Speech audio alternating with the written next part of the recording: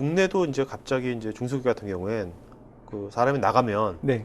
그 후임자를 뽑기 쉽지 않거든요. 또 네. 이제 뭐 중소기업 같은 경우엔 여러 명의 그 어떤 그 복수 인원이 단일 잡을 하는 게 아니라 네.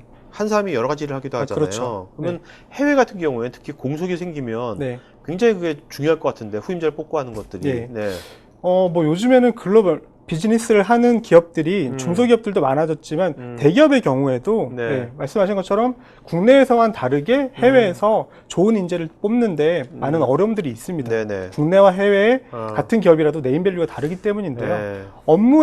업무적인 부분을 이제 설명을 드리자면 그 우리 조직이 어떻게 최적의 비용으로 최고의 효과를 낼 수 있는지 인력 모델링이라는 기능을 통해서 네. 이제 시뮬레이션을 할 수 있는데 시뮬레이션을 해봤더니 네. 아 이런 충원이 필요하다. 그럼 바로 공석을 만들어서 채용 프로세스를 진행할 수가 있습니다. 네. 이 경우에 아까처럼 그런 문제가 있다. 그래서 글로벌 비즈니스를 하는 많은 기업들이 적극적으로 활용하는 게 소셜 소싱 기능입니다. 예를 들면 링크드인 같은 거 말씀하시죠? 네, 맞습니다. 네. 그래서 우리 회사의 채용 공고를 소셜 네트워크 서비스에 내면 그걸 사용하는 사용자들이 지인들과 공유하고 추천하는 방식으로 네. 빠르게 확산되는 거죠. 네네. 그럼으로써 양질의 지원자들을 모집을 해서 채용을 할 수가 있게 됩니다. 네. 이게 그러면 그 소셜 소싱이 그 링크드인 말고도 네. 저는 이제 링크드인이라는 것이 보면 그 아무래도 미국에서 만들어졌다 보니까 영어권 많이 쓸 것 같은데 예, 그렇죠. 뭐 다른 아시아권이나 뭐 태국 이런 데들은 과연 어떤 형태로도 이걸 하는지 그 링크드인만 다른 소셜도 이용하는 건지. 웨이브 중국 같은 경우에는 뭐 네. 웨이보라던가 네. 뭐 그리고 글로벌하게 또 트위터도 있을 거고 네네네. 국내에서는 이런 소셜 네트워크 서비스보다도 이제 뭐 그 브랜드를 얘기해도 네, 될지 해도 돼요. 모르겠는데 뭐 잡코리아라든지 뭐 사람인 뭐 사람인 네네. 이런 것들 있지 않습니까? 그런 시스템과도 연계해서 우리 채용 공고가 자동으로 그쪽으로 그 오픈이 되도록 그렇게 네네. 진행을 할 수가 있고 하고 있습니다. 네. 네. 그리고 이제 그거에 대한 이제 받아서 채용의 프로세스에 들어가는 거죠. 네, 맞습니다. 네. 필요한 정보들을 처음 채용 단계에서 수집한 정보들이 자동으로 배치가 되고 네. 추가적으로 관리해야 되는 항목들이 있으면 이제 담당자가 추가하는 거죠. 네네. 네.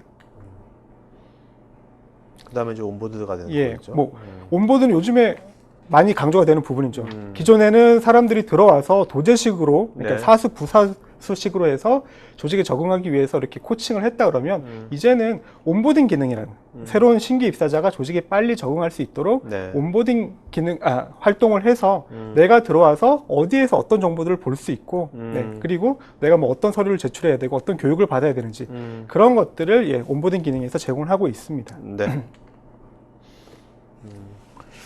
뭐 여러 가지 이제 이것도 이제 이 증빙 서류 같은 것도 국가마다 다를 수 있지 않습니까? 이런 것들도 다 이제 기본적인 것들은 다 돼 있는 거죠. 예, 그렇습니다. 나라별로 달라지는 이런 증빙 서류 같은 경우에도 뭐 시민권이나 여권, 운전면허증 이런 것들을 관리할 수 있고요.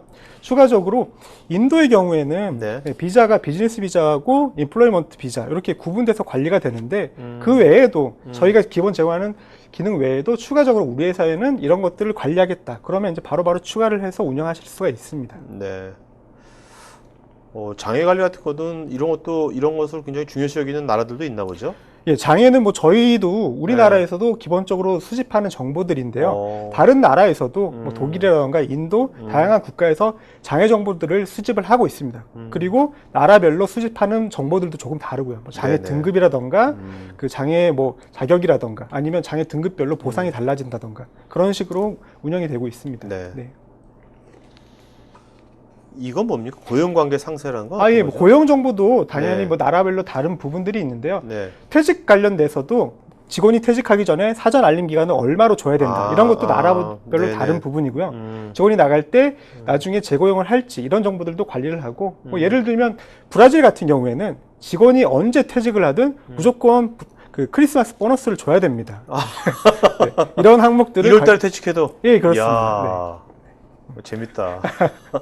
브라질 같은 경우에 뭐 네. 참고로 말씀을 드리면 네. 그 외에도 상당히 네. 많은 금액들을 퇴직을 할 때 지불을 해야 그러니까 되는 브라질이 그런 인사에 대해서는 네. 굉장히 그 직원 어떤 그런 것은 좀 많이 열려 있나 봐요.